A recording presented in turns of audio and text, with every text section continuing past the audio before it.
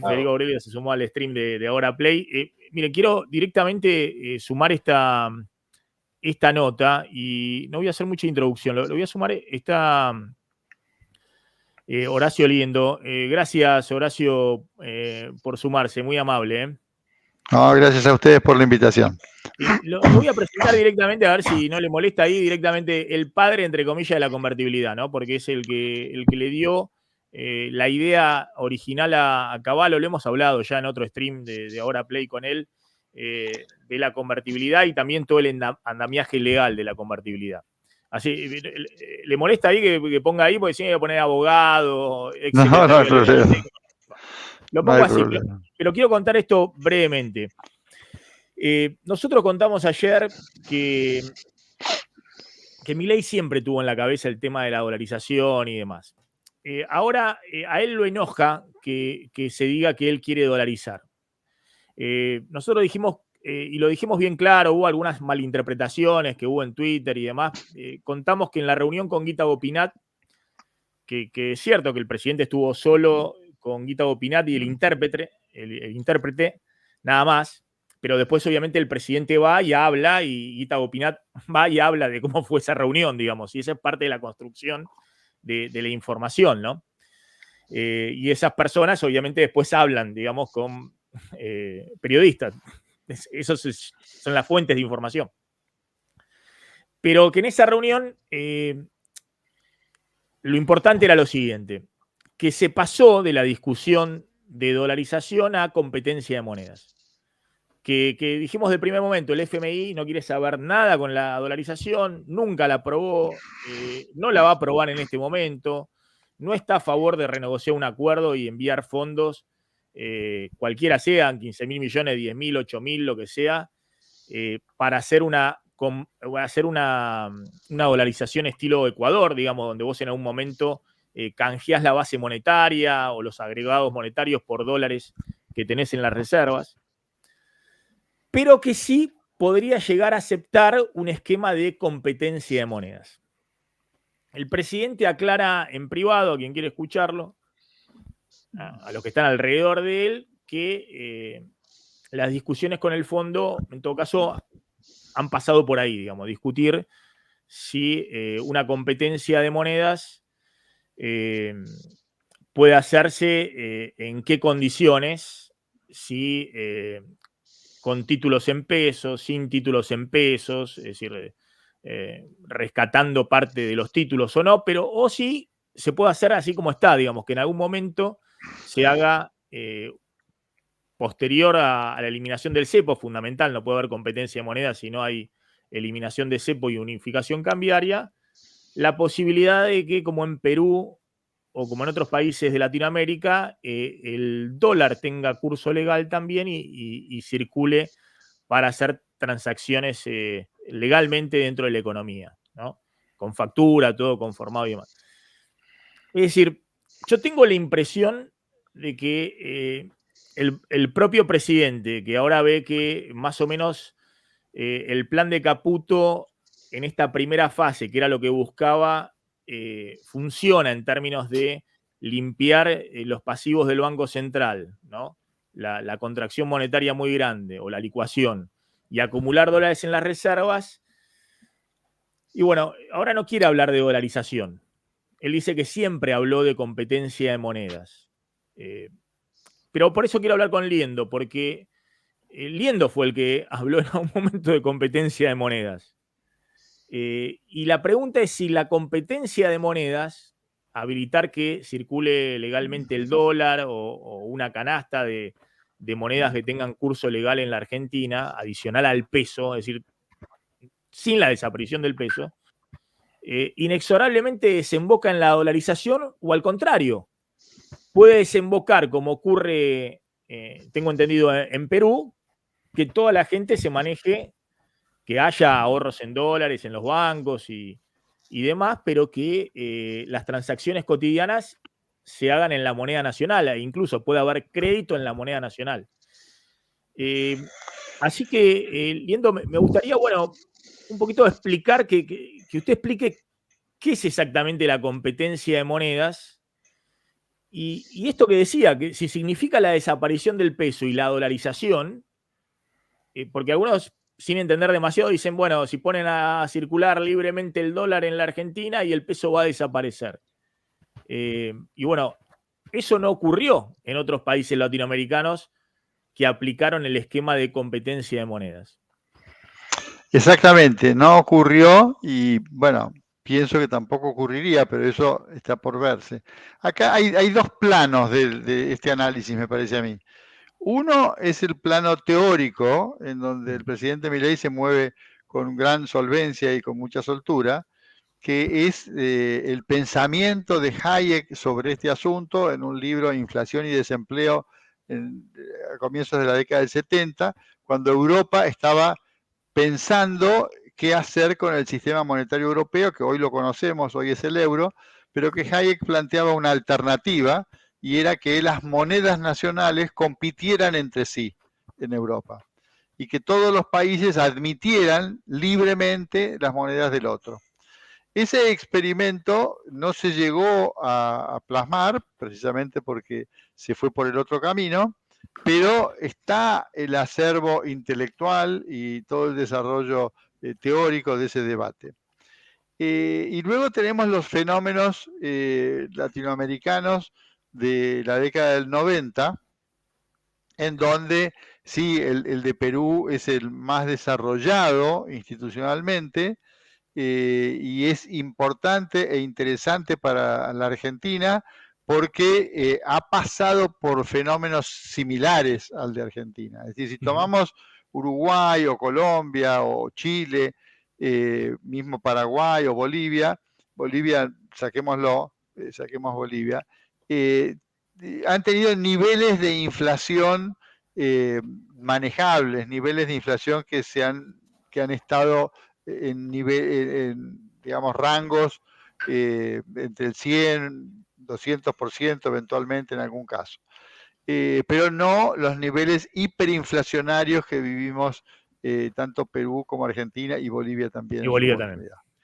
En el caso de Perú, la cronología es impresionante, porque Perú adopta en el año 85 el INTI, que quiere decir sol en quichua, y que es digamos, la moneda que equivalió al austral.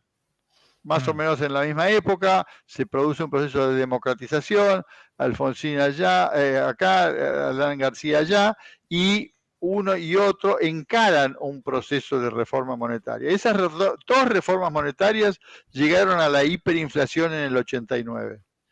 Y luego de esa hiperinflación del 89 vienen dos programas de estabilización. El programa de Argentina, que fue la convertibilidad, y el programa de Perú, que fue la competencia de monedas. El programa de Argentina fue mucho más eficaz en el corto plazo, en lo inmediato, más eficiente, redujo drásticamente la hiperinflación a niveles comparables internacionalmente en un lapso muy breve. A Perú le llevó más años, pero nosotros tuvimos una crisis terminal a los 11 años de la convertibilidad y Perú han pasado ya 32 años o 33 años y sigue con el mismo esquema. Entonces, evidentemente es algo que hay que mirar, porque además cuando vemos los indicadores financieros y macroeconómicos de Perú, advertimos que son los mejores de la región, mejor que los países que tienen dolarización, mejor que los países que nunca pasaron por este tipo de crisis, o que tienen sistemas como el de Chile o el de Brasil, y o sea, su tasa de riesgo país, algo que acá está muy popularizado, por ejemplo, el de Ecuador es como la de Argentina, a pesar de que tiene dolarización, está en 1.600 puntos. Pero en Perú está en 200 puntos. Entonces, evidentemente es atractivo. Claro, claro, y Ecuador ha tenido default de su deuda con dolarización. Digamos, exacto. ¿no? Exacto. Pero hay un montón de otros problemas que, digamos, para que la gente entienda, no quiero irme mucho al abanico porque son infinitos. Pero sí, para poner entonces, la Argentina va con la convertibilidad después de la hiperinflación de Alfonsín y y Perú va después de la hiperinflación de Alan García con un esquema de estabilización basado en qué. Bueno, ellos reintroducen el sol, que había sido su moneda histórica, o sea, salen del INTI y vuelven al sol, como nosotros salimos del austral y volvimos al peso. Tanto el INTI como el austral eran nombres extraños para la moneda en la historia del país, de los dos países, o sea que se volvió un poco a la tradición. Y en el caso de Perú, comenzaron a hacer una flotación sucia en el año 91, que al comienzo tenían un altísimo porcentaje de transacciones en dólares, porque en la hiperinflación la gente huye obviamente de la moneda nacional y busca transaccionar con algo que pueda. La moneda cumple una función imprescindible para las transacciones en la economía. Bueno, en Argentina también había ocurrido un proceso parecido con el dólar durante la hiperinflación. Luego pasan 2 años aproximadamente. Nosotros tuvimos algunos contactos en el año 91, 92, cuando empezamos con la deuda. Vinieron gente de Perú que estaba empezando con su proceso, empezaron un poquito más tarde que nuestra convertibilidad. Y yo tuve algunas reuniones y relaciones entonces. Bueno, luego de eso viene el proceso de institucionalización de la competencia de monedas en Perú, que ocurre en el año 93.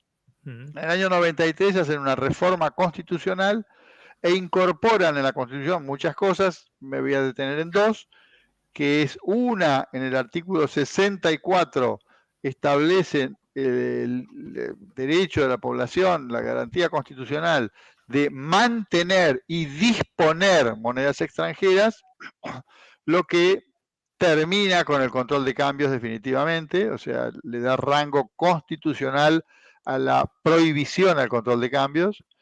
Y en el artículo 84 establece la prohibición del Banco Central a financiar al Tesoro, excepto mediante la compra de títulos públicos en el mercado secundario. Es decir, pueden hacer operaciones de pase, pero no pueden financiar al Tesoro. Esas 2 reglas tan simples son las que permitieron este fenomenal track record, que se complementa, por supuesto, con un montón de otras reformas estructurales que hicieron en la economía y también con la estabilidad de las autoridades del Banco Central de Perú, en donde el doctor Julio Velarde Flores está desde el año 2006 en adelante, y el país pasa por todo tipo de crisis políticas que tiene, lamentablemente, mucho mayores que nuestra democracia, que también tiene sus crisis, pero no de esa profundidad, y el sistema monetario y financiero no se conmueve. Entonces, esa mirada respecto de Perú requiere una adaptación de la Argentina.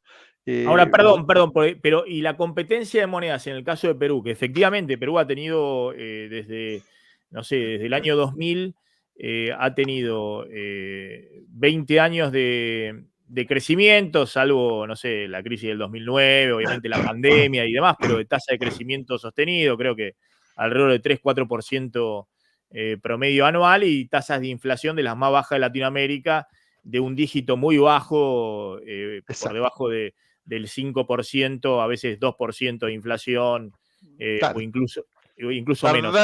Tardaron muchos años más en llegar a esas tasas de inflación que nosotros en 92, 93 ya teníamos inflaciones normales, sí, y ellos llegaron recién ahí en el 97, 98. Pero además han acumulado una gran cantidad de reservas en el Banco Central. 77.000 millones de dólares. Sí, sí, que en términos de PBI tienen una cantidad de reserva gigantesca. Muchos se preguntan, ¿para qué tanta reserva en el Banco Central? Por las dudas. Por la duda de ¿para qué? Para que precisamente funcione bien el sistema monetario y financiero. A ver. Claro, digamos, esa solidez del Banco Central, porque ellos tuvieron que sanear el Banco Central igual que vamos a tener que sanearlo nosotros. Sí. Y una vez que uno tiene un Banco Central saneado, y que la gente tiene tranquilidad de que va a poder tener su dinero en la moneda que sea, elige la moneda en que quiere tenerlo y sabe que nadie le va a afectar esa moneda. O sea, el hecho de salir, no levantar el cepo lo levanta cualquiera. La clave es eliminar el conjunto de reglas que permiten la instalación del cepo. Porque Macri salió del cepo y Macri volvió a instalar el cepo.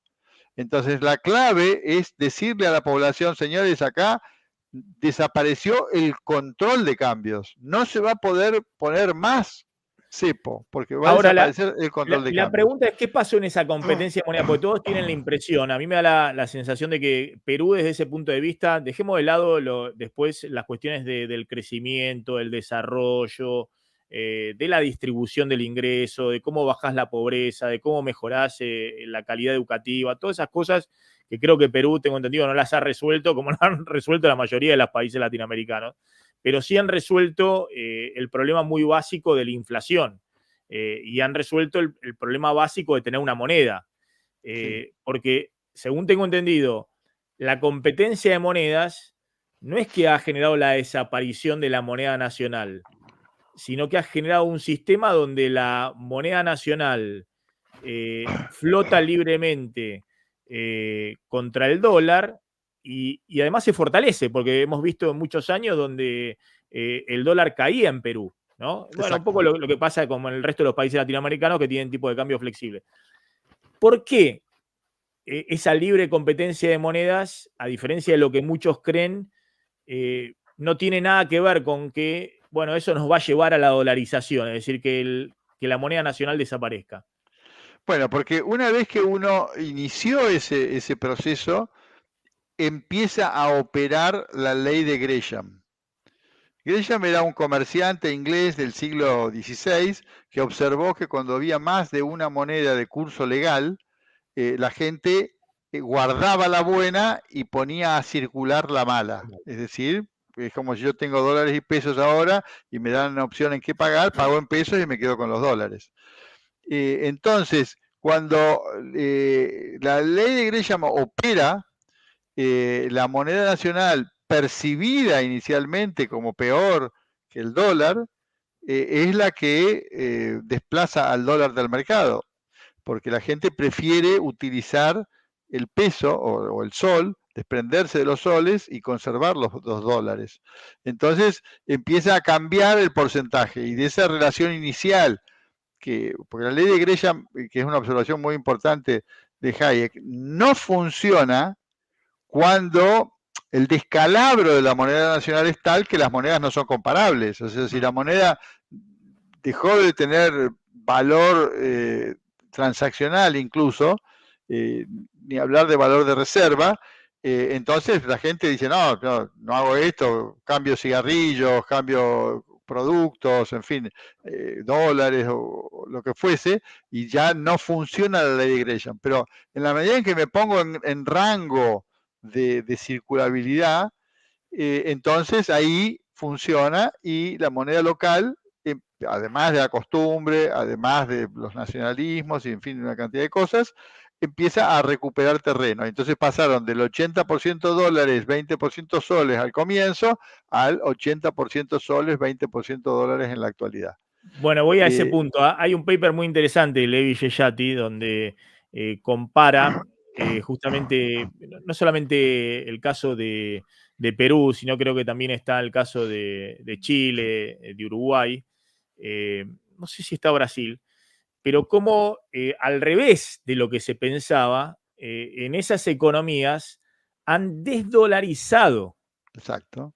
sus sistemas financieros y eso les ha permitido también no solamente manejarse más con la moneda nacional, sino tener crédito a mediano y largo plazo en moneda nacional. Exactamente, es así.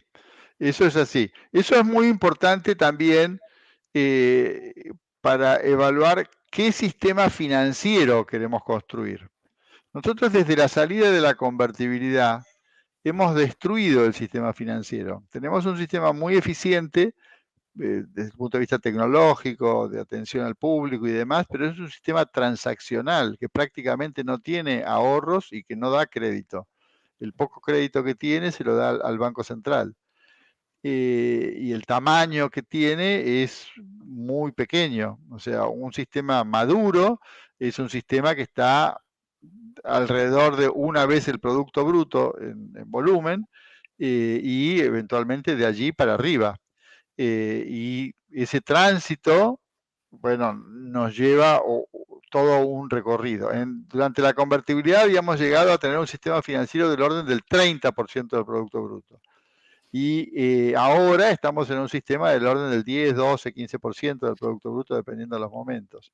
Entonces, ese sistema que se ha achicado tanto, se va a reconstruir una vez que haya una reforma monetaria que le dé tranquilidad a la materia prima de todo sistema monetario, que es el dinero estable.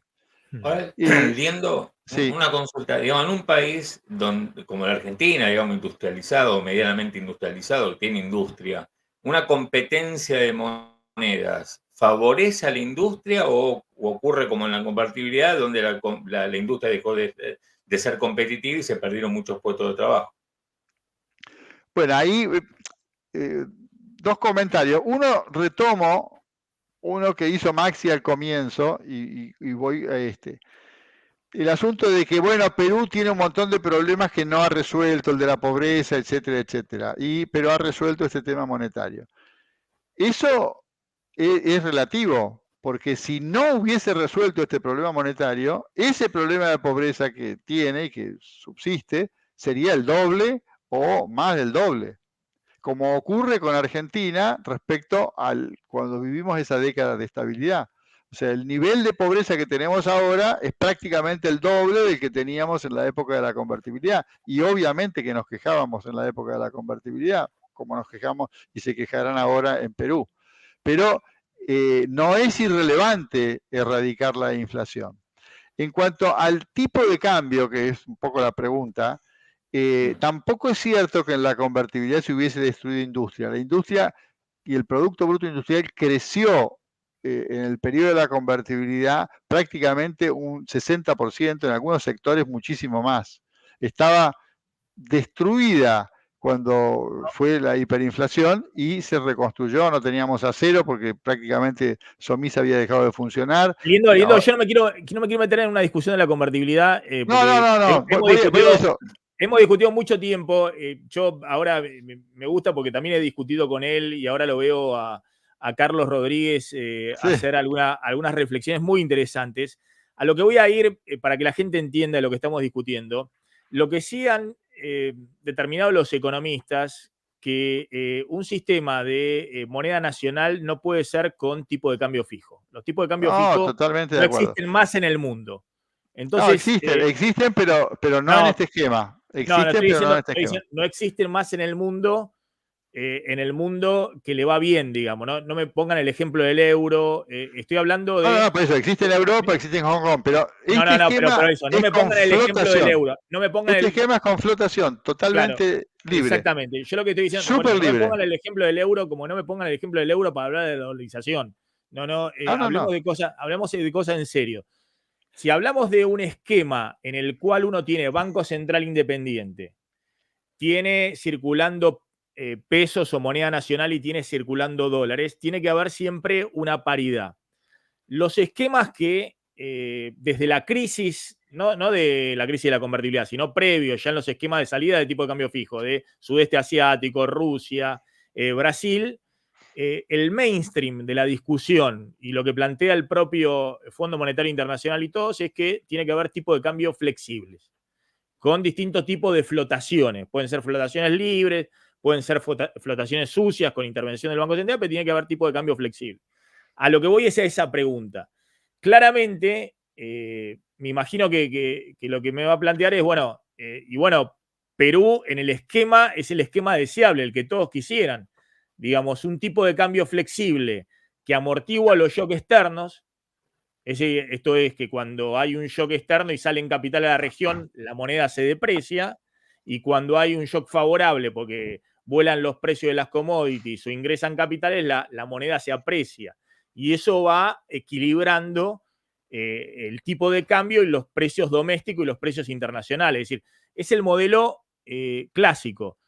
Cuando Claudio hacía la pregunta y me lo enganchaba con la convertibilidad, bueno, está claro que ese modelo es un modelo que favorece, si se quiere, el desarrollo productivo en general, digamos, pues es un modelo donde uno se aísla de los shocks externos. Pero bueno, no sé cuál es la visión respecto a eso.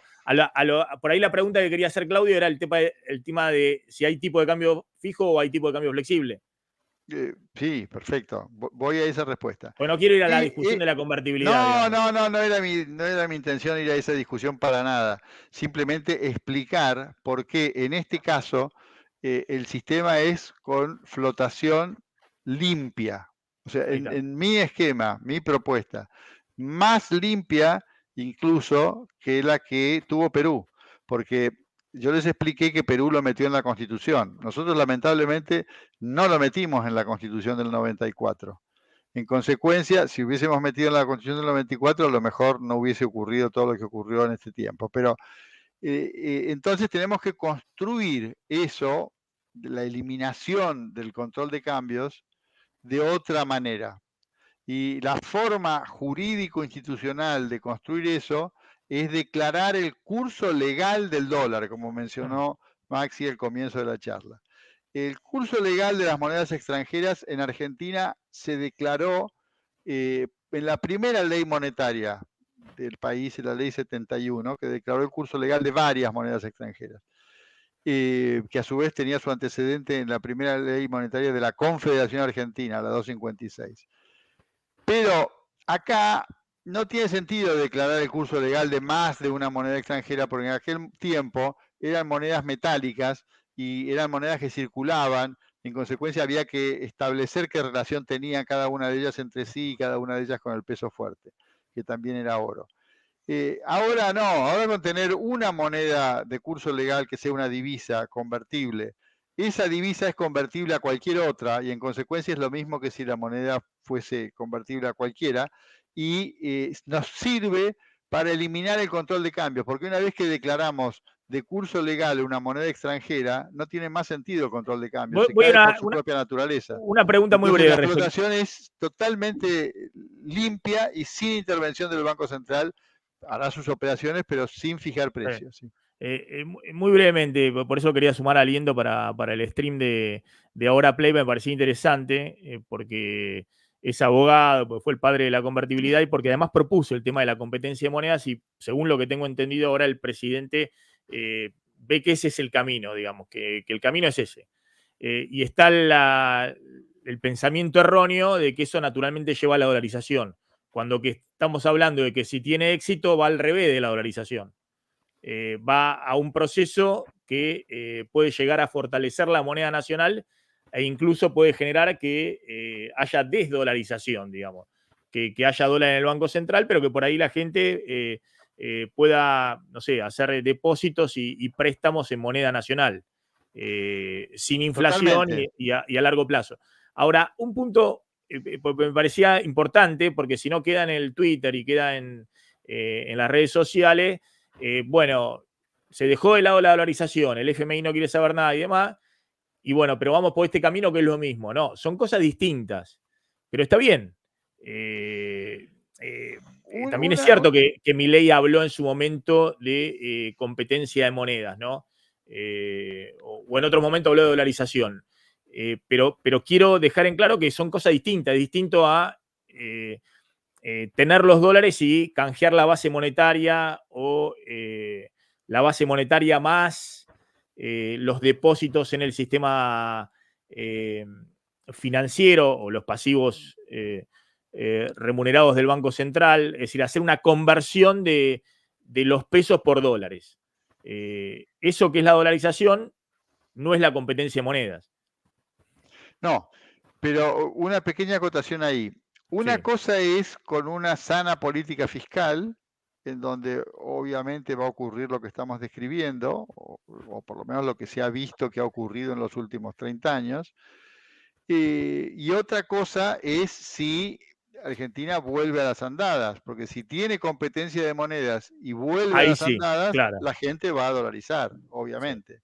Entonces es como una vacuna contra eso. Por eso la competencia de monedas es lo que obliga al país a tener una política monetaria seria, porque cuando deja de tenerla, bueno, pierde mercado, digamos, están compitiendo. Es interesante el punto. Sí, yo creo que si la gente, si vos fracasás y emitís y estás en una situación compleja, y bueno, va a ser un proceso traumático para el sistema financiero también ese proceso de dolarización. Bueno, ahora, en ese punto del sistema financiero es muy importante, muy, muy importante. Lo que se ha visto en la crisis del 30, hay un librito muy bueno de Irving Fisher, 100% Money, que es clave sobre el punto. Y hay toda la literatura que se escribió ahora sobre 2008-2009. Es que cuando viene un proceso de contracción crediticia, de credit crunch, por motivo de una crisis, la profundidad de la crisis, bueno, puede no tener piso. Y nosotros también lo vimos en la convertibilidad con el segmento de depósitos en dólares, porque la gente no se llevaba los pesos, la gente se llevó los dólares. Y esos dólares que se llevaba del No mercado estaban. financiero fueron la causa financiera de la crisis del 2001. Voy a sacar el 2002 con todo lo que pasó porque es otra historia. Pero del 2001 salieron 16 mil millones de dólares y las reservas puras de la convertibilidad de la moneda cayeron 4 mil millones de dólares, de 16 a 12. Los otros eran reservas del sistema financiero. Quiere decir que hay una gran parte de los recursos que salieron que contrajeron la oferta crediticia, las tasas de interés volaron y eso hacía insostenible el sistema. Entonces acá lo que hay que tener en cuenta es que los depósitos en dólares deben tener los encajes 100%, por decirlo simplemente. No puede haber creación secundaria de dinero. No se pueden Es decir, crear en dólares, no se pueden crear en los dólares. bancos no pueden en ese aspecto crear dinero, que es lo que crean los bancos. No, sí pueden crear dinero, pero no argendólares. Pueden crear pesos. Entonces, el sistema financiero va a crecer en el segmento de moneda nacional, Está bien, está de bien. moneda Claro. doméstica. Porque están las dos monedas compitiendo, exactamente. Claro, las dos monedas están compitiendo, pero en una el Banco Central tiene capacidad de emisión, la otra no tiene capacidad de emisión. Sí, Entonces, la otra tiene que estar depositada en bancos que tienen la capacidad de emitir dólares.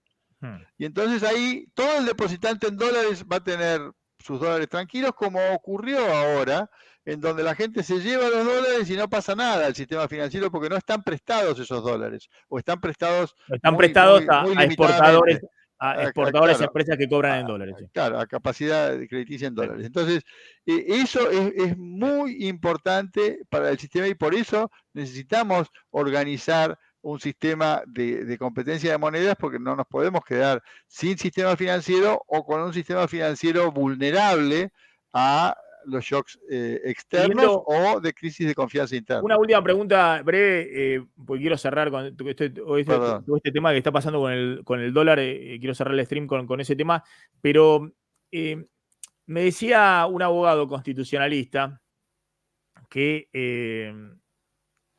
obviamente que si se iba a la dolarización, iba a haber cautelares directo por la inconstitucionalidad de que circule con curso legal una moneda, que ahí la biblioteca está dividida, por eso le pregunto a usted como abogado, y que los primeros que iban a presentar esas demandas de inconstitucionalidad directo a la Corte iban a ser los gobernadores, si se hacía eso. No sé en el caso de competencia de monedas, porque se dejaría el peso como la moneda también de curso legal. Pero está discutida la biblioteca respecto a cuál es la jurisprudencia de la Corte respecto a que haya una moneda que tenga el mismo peso legal que la moneda nacional. No hay ninguna discusión al respecto. Eso ya fue legislación válida en Argentina. Hay casos de jurisprudencia sobre temas de... ¿En qué año? Y en el siglo XIX. cuando esto comenzó. O sea, esas leyes son de 1860 y 1863. Lo del peso oro.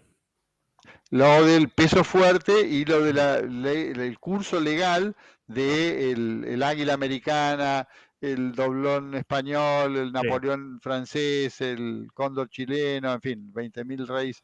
¿No podría cambiar ahí la jurisprudencia de la Corte si hay demandas respecto bajo la nueva Constitución? Ya admitió la circulación de monedas extranjeras durante la convertibilidad. O sea, la convertibilidad le dio estatus de, llamémoslo, curso voluntario. Si acreedor y deudor se ponían de acuerdo, era perfectamente válida, y eso la Corte lo convalidó, no hubo ningún problema con eso.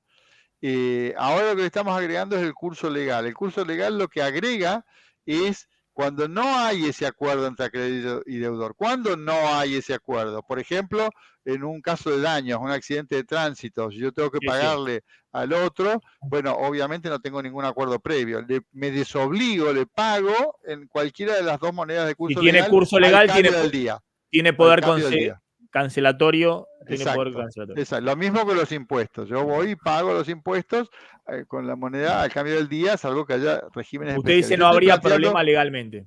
No, yo estoy planteando un curso legal bajo el principio de especialidad, que ya es un tecnicismo, que es si me comprometí a pagar en una moneda, debo cumplir en esa moneda. Pero si no me comprometí en ninguna, pago en cualquiera de las dos al cambio del día. Bien. Horacio Lindo, gracias. Muy, muy amable, muy interesante. La verdad que interesante tener esta conversación, que hoy está un poco... Me parece que es esto lo que se va a discutir. Obviamente todo esto que hablamos, una vez que se levante el cepo y que haya un mercado único de cambio, no previamente. Claro, lo que pasa es que si se hace un nuevo régimen monetario, todo eso ocurre en el mismo momento, porque el día que se declara el curso legal del dólar y se deroga el régimen penal cambiario, se unifica el tipo de cambio. Se unifica el tipo de cambio. Lindo, gracias, muy amable por haberse sumado al stream de Ahora Play. Mucha gente conectada en Ahora Play y en mi canal Plan M Maxi Montenegro, así que bueno, muchos comentarios acá también sobre este tema. Me parece que fue muy ahí gráfico explicando todo el caso de Perú y todo lo que veníamos discutiendo. Gracias, muy amable. Bueno, muchísimas gracias a ustedes. Saludos a todos. Gracias.